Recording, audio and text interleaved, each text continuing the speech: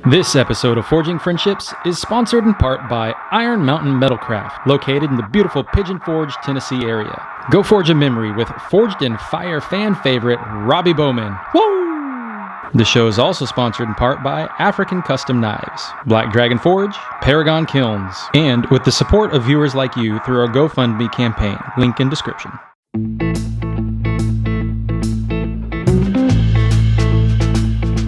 We are at Pigeon Forge, Tennessee with the old mill right behind me. Today we are going to check out a guy whose heart is as big as Tennessee and Texas combined, Robby Bowman. Woo! Working on this project, trying to line up amazing people with awesome, inspiring stories from the very beginning.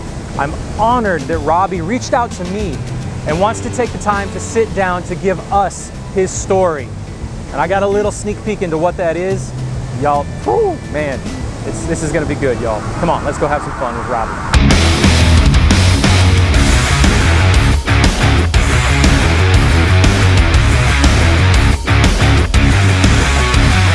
Do you think I'm crazy? I've done all this before. I'm waiting. And we're here to help people get started in knife making. You know, that's what we want to do. That's what we want to do. So anything we can help y'all with, come by anytime. Call me up, okay? But call these three companies and get started. Yes, Okay? sir. Hey folks, I'm Robby Bowman, and this is my story.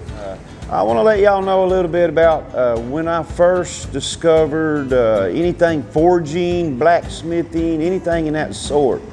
And actually it was at a pretty young age. My father was actually an iron worker and a welder, but my grandfather, that's where I got my inspiration. I used to love to watch him.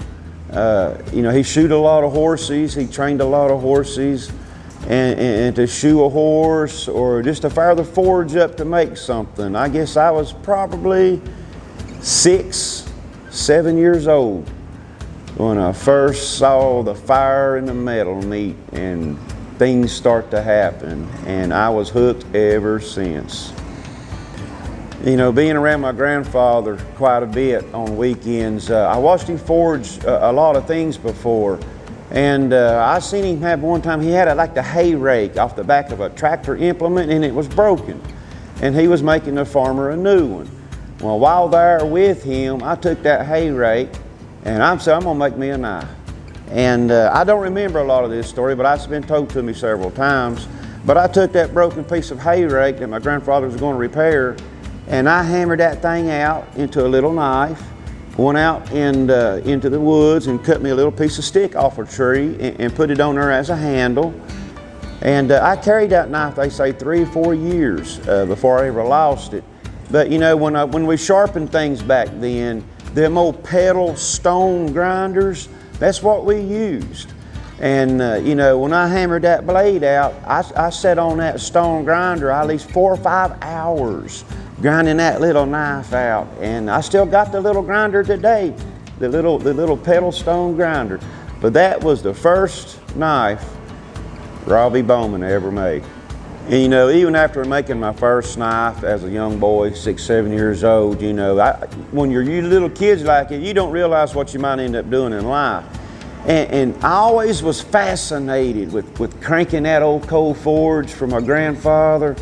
And as years went on, when you get older like me, you wish you could go back and spend a little more time with someone like that.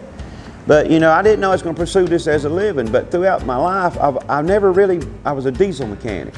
Even in the military, I served in the military in the early 80s, and I was a mechanic. I didn't make a lot of knives, didn't do a lot of forging.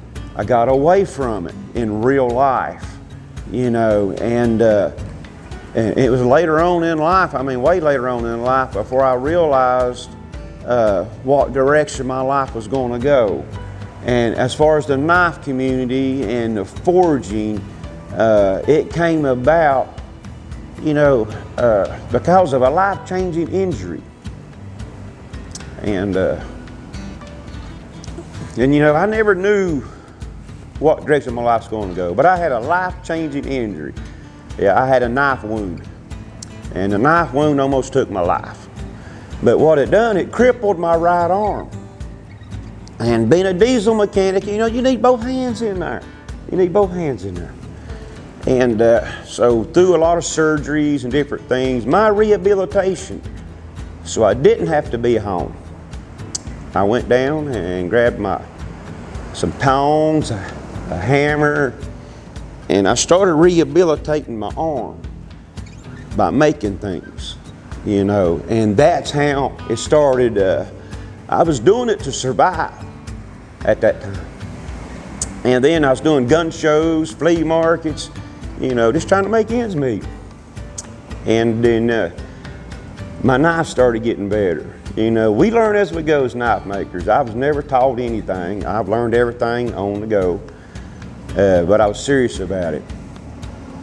And being home for 3 months, 6 months, you know, being laid on your back for a long time makes you realize, you know, you might not be where you should have been financially.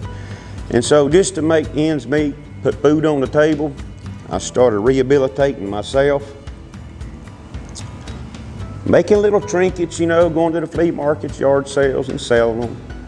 The knife started looking better, you know, and then I realized what my passion was. It wasn't me making knives, you know, that's for my survival, but I really got a kick out of making knives with people.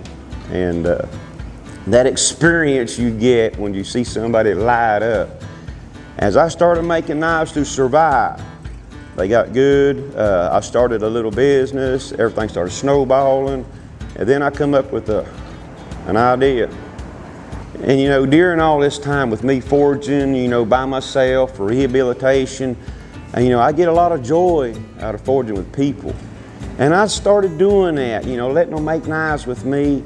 And we was calling it Forge a Memory. And I didn't know that's what I wanted to do.